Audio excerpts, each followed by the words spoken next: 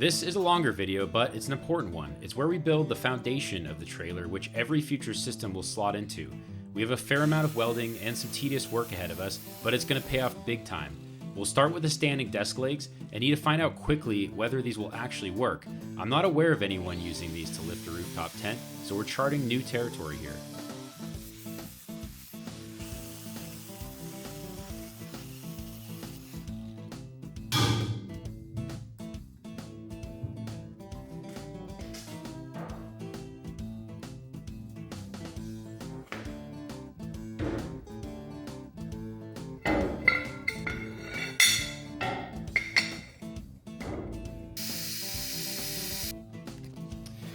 All right, everything's level now, so I think I can start to try to get these two arms to be parallel with each other. I wanted to get the trailer as a good reference point so that everything is plumb versus the trailer, but really what I need to be checking throughout this entire process is that the angles on both sides of each of these legs are all matching. That's what's really critical, and so as long as I get that right, there shouldn't be any binding issues.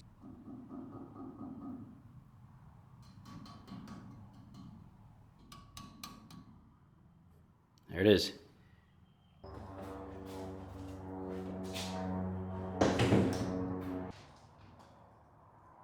Well, unfortunately, my caliper battery is dead, so I used the handy tape measure, and it's telling me that the gauge of the legs is about 16 gauge. It's probably similar to what the trailer is built out of, so I'm going to set the settings on the welder for 16 gauge and start welding.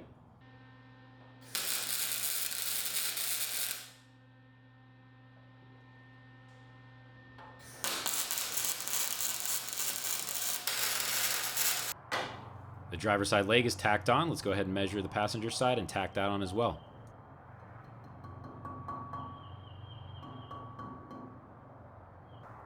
That's 89.5 there. It's a bit of an angle, so let's get that a little bit.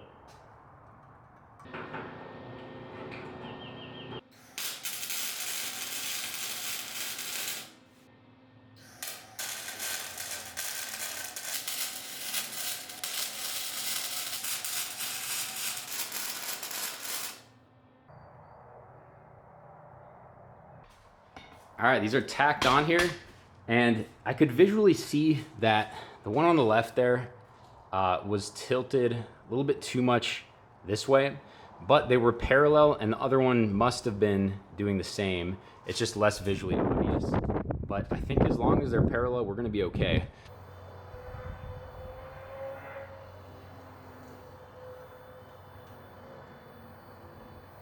Well, this is a great start. Here I'm connecting a rigid but temporary cross member to see whether the action stays this smooth with both legs connected to each other.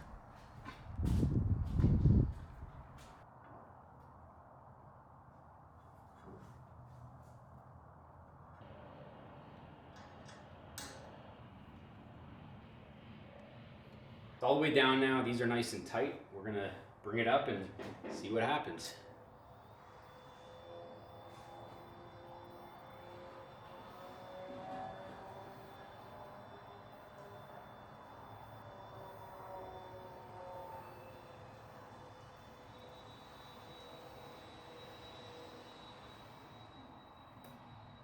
Boom. That's it. Obviously tacks are rigid until they're not, but there's like virtually no movement in this thing.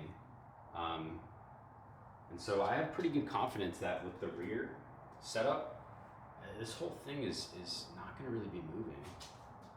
Yeah, I feel a lot better. I was kind of worried this entire assembly would be wobbly, but I'm pretty confident at this point.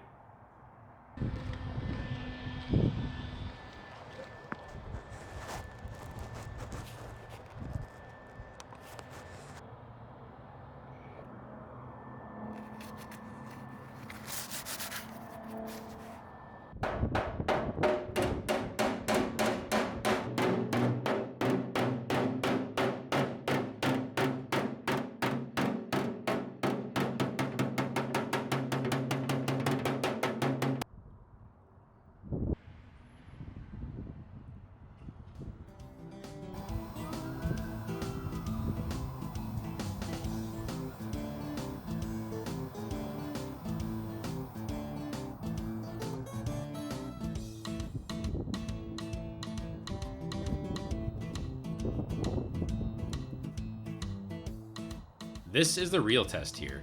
The rooftop tent isn't going to be nearly as heavy as me, so because this first set is lifting me with no issue by itself without the rear, I'm feeling pretty good. The brand of standing desk I bought is linked below. I searched quite a bit before settling on this one, and the main reasons I did were it had a motor in each leg, which not everyone does, and the outer sleeve was on the bottom, which is absolutely critical because that means I can weld the bottom sleeve and the arm can then travel up and down inside it. But just as a bonus, their customer service was awesome. I reached out and asked whether they would sell me an extra motor just in case one of them failed. They initially said no, but when I explained that I was planning to take their desks deep into the backcountry in wet and muddy conditions, they set up a dedicated product page with one unit in stock, which I then ordered from. Hats off to them.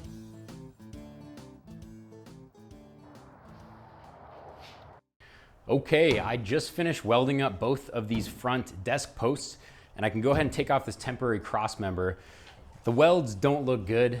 The 16 gauge steel is just too easy to poke through, so I was having to make little runs, jumping here and there, and it was hard to get a good bead, and I poked through the metal a few times. So anyway, it's because I'm not a great welder. I'm sure others wouldn't have as much of an issue, but I'm pretty confident that it's strong enough. That's for certain. And I'm very happy that it doesn't seem like there's any wobbling, even up at full height. So I can sit on this thing, raise it up and down, really without issue. I'm waiting for the tent to arrive before I put in the rear post because I want to sort of get a sense of the dimensions of the tent before I commit to where the rear posts go. And the tent's here. This is the Smittybilt Overlander Gen 1, and I got this one for a few reasons. First of all, the Gen 1 is tan, which will match the trailer a lot better.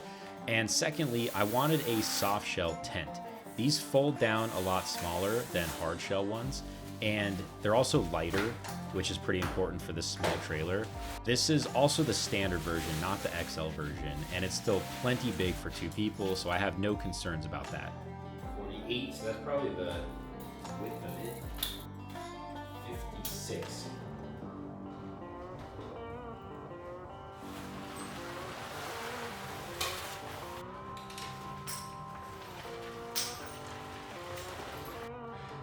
Just gonna get inside there and figure out how to take out the mattress and take out the cover so I can reduce the weight in order to lift it up a little bit easier on top of the trailer, up on the mounts, potentially by myself. And if I can't do it, I'm gonna go get help from a neighbor.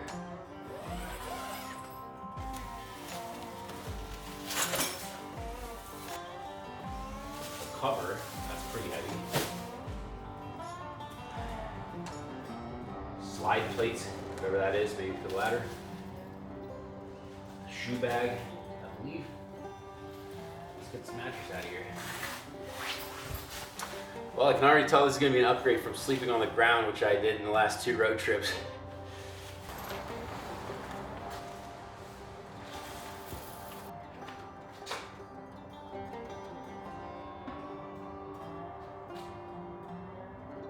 £76, so it started at about 120 and now it's 76.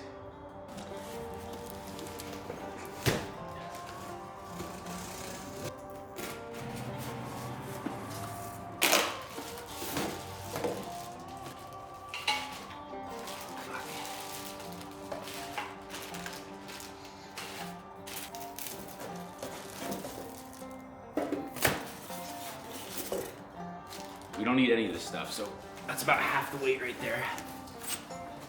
So all we need is both of these legs, controller, power cord, some of the hardware just to plug the holes to make it more waterproof, but really none of this is needed. Although there is some wiring in here we need. And then the control box. That's it, it's about half the weight.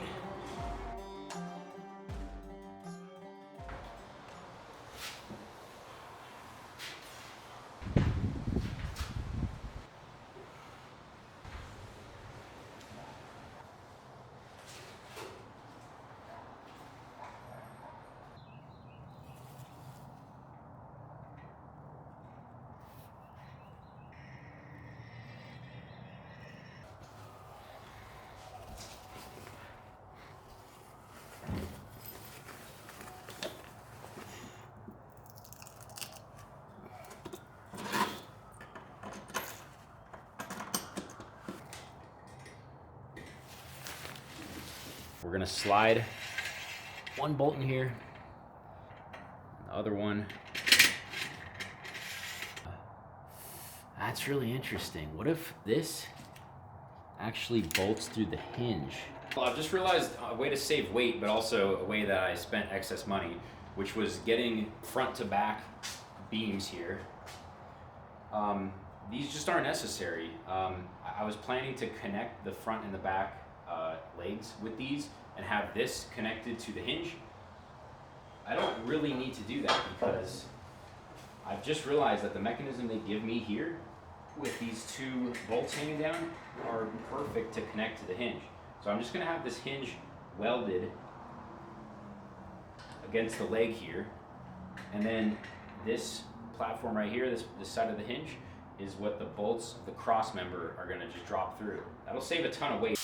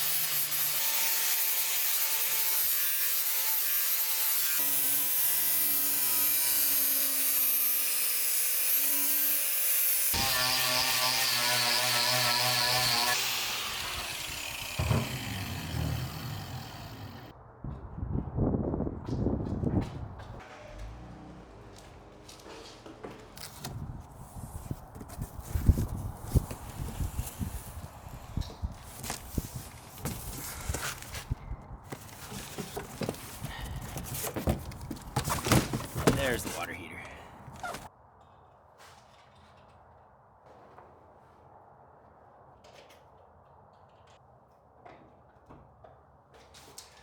So I can deal with no space, which is what this garage has. It has a total lack of space, but I can't deal without good lighting. It's just a pain in the ass to work on your projects, and it doesn't make for great filming. And so these were 60 bucks on Amazon. I got 2 of them. And it's going to be a game changer in this tiny shop that's not yet a very good shop. Someday I'll get overhead lighting, but for now we're going to do the best we can.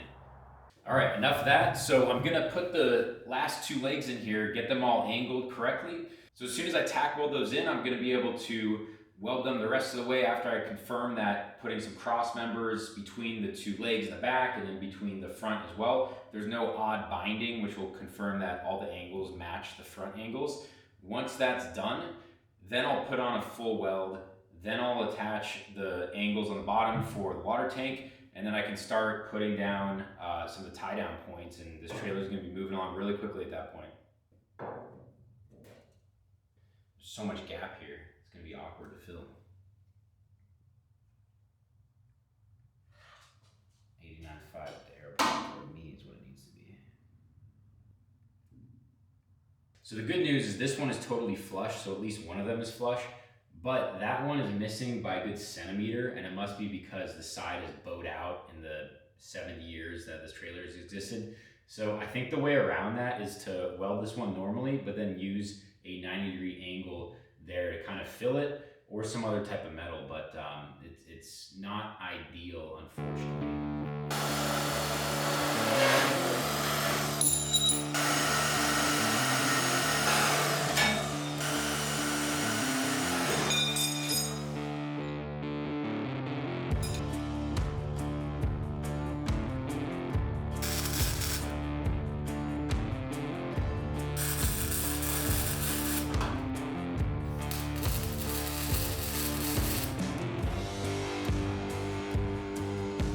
This is a big moment of truth here. We're gonna lift up and lower the arms to see whether they're parallel or not.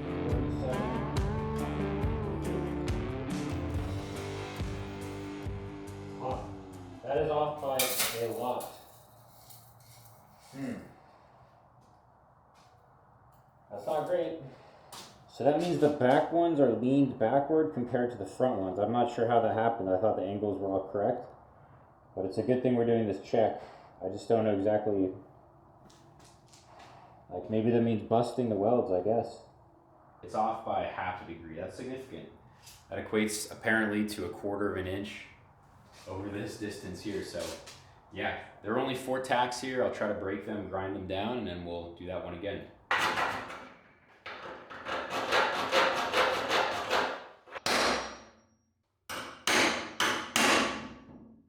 Boom. It's free.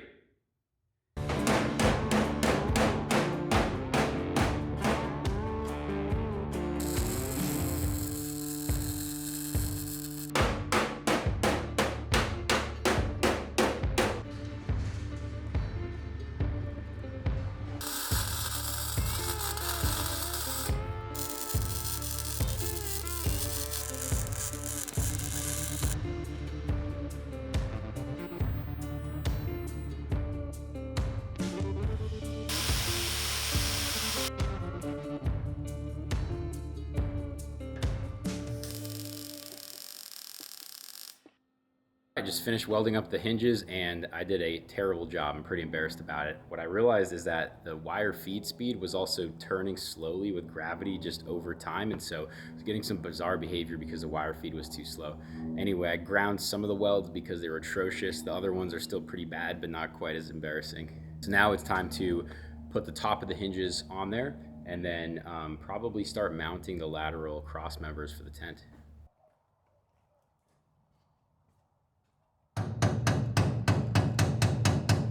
Well, I had a pretty frustrating realization. I didn't realize that I had been using flux core wire with shielding gas, which is just sort of a waste of money. But then when that spool ran out, I put solid wire in there. I know so little about welding.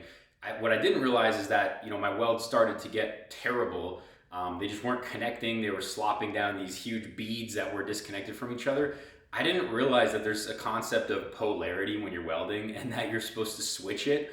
And so I was getting some really nice flat beads with the flux core, and when I switched, I was getting these bizarre beads.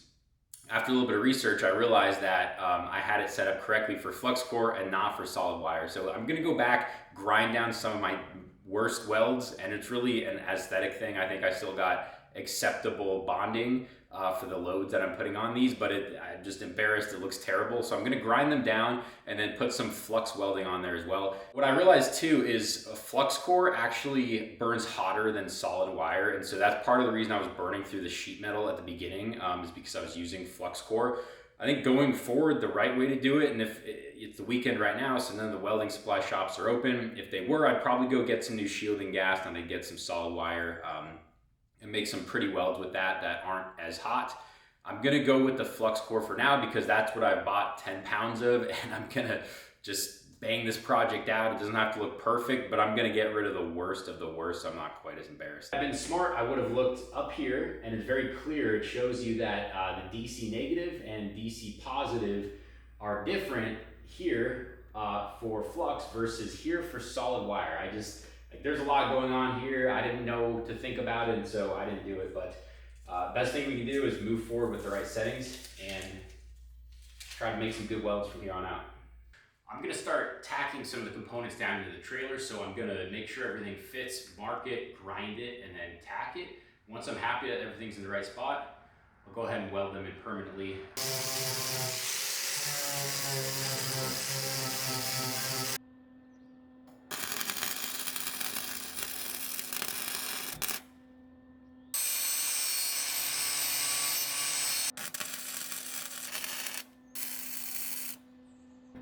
Neither move.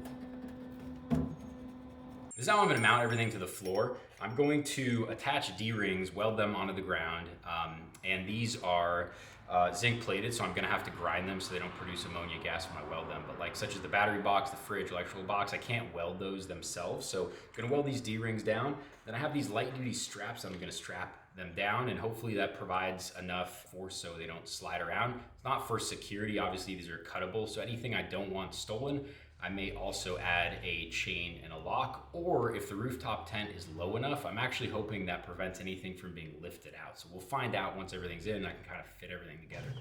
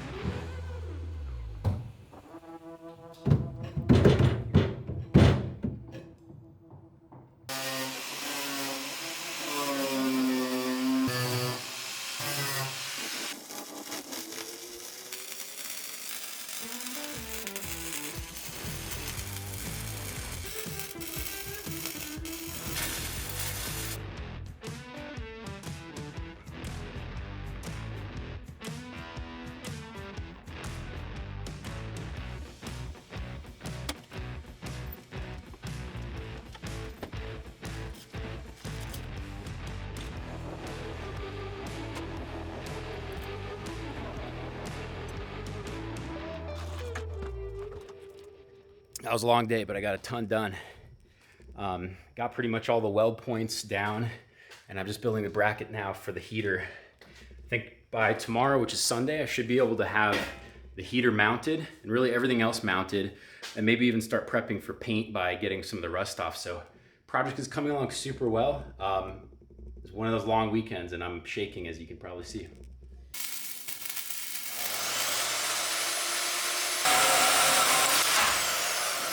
I'm mounting this flat bar to sit just away from the water tank and act as a mounting surface for a few things, including the propane tank and the diesel heater mounting plate you see here.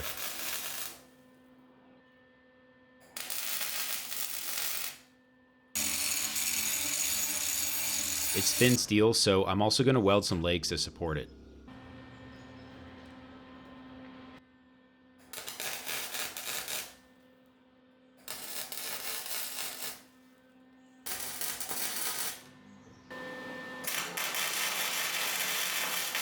This is the diesel tank that came with the diesel heater, and the best place I could find to mount it was directly behind the jerry can mounts.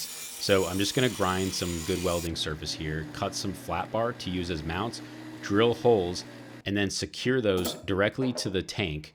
Then I will hold the tank up against the jerry can mounts, and if I tack weld it here and then fully weld it, I'll know that the holes I already drilled are perfectly lined up to the diesel tank.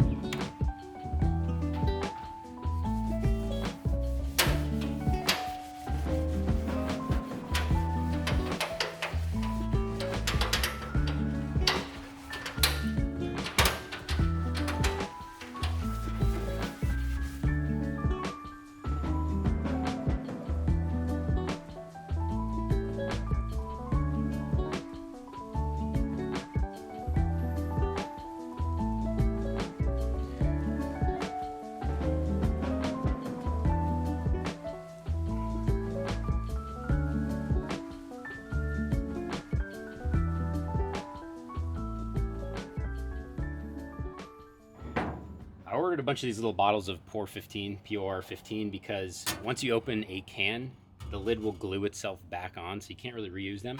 So this is actually more than I need for the trailer because these are pretty light coats. I'm gonna do 2 coats here. You're supposed to also put some kind of corrosive, I think phosphoric acid on metal to etch it and prep it. You don't absolutely have to do that, so I'm just gonna paint this straight on. It's not a showpiece. And then I'm gonna come back and top coat all of the superstructure, all of the hardware with satin black Rust-Oleum, and all of the original trailer, I'm gonna keep it as tan, so it'll give a nice contrast. Be very careful with the stuff, it's super toxic, and in fact, I'm just about to put my mask on as soon as this is open.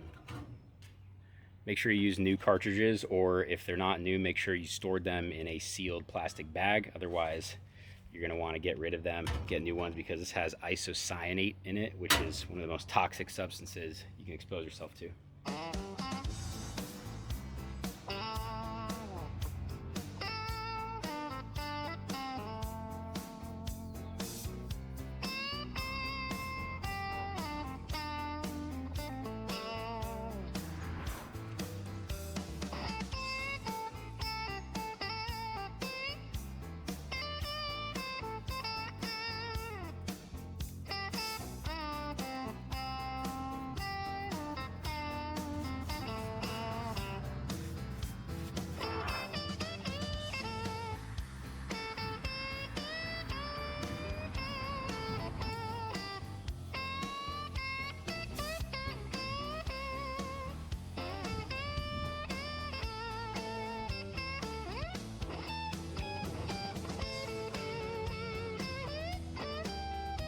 All right, the POR 15 is on the trailer, and before it cures, I am going to apply another coat, and I'm actually gonna go straight to the Rust-Oleum. The right way to do it is actually 2 coats of POR 15 and then your top coat, but it doesn't need to be perfect, so I'm only gonna do this 1 coat of POR 15, move to the top coat, and I don't wanna wait until it dries or cures, because then you'll have to sand it with 320 grit sandpaper, and that's another step, and then you have to clean it off and all that. So I'm just gonna bang it out all today and switch over now to the Rust-Oleum while it's still a little bit tacky to the touch.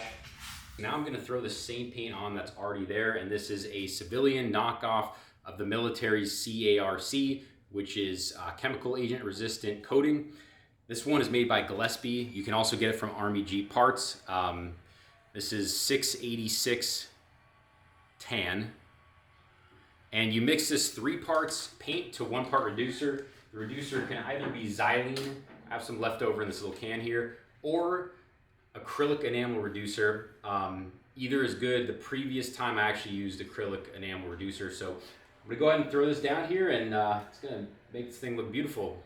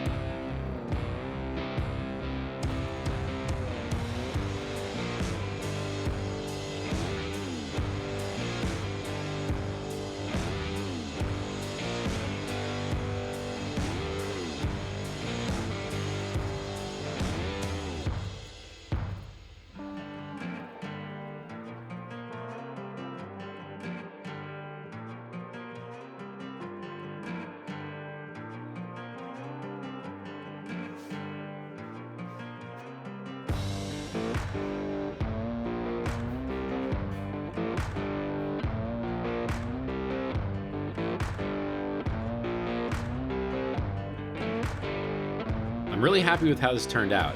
I expect the project to start moving much quicker from here on, and we can start moving into some of the cooler aspects like installing the rooftop tent, installing the diesel heater, and building a custom electrical box to hold the inverter, solar charger, shore charger, and DC to DC charger.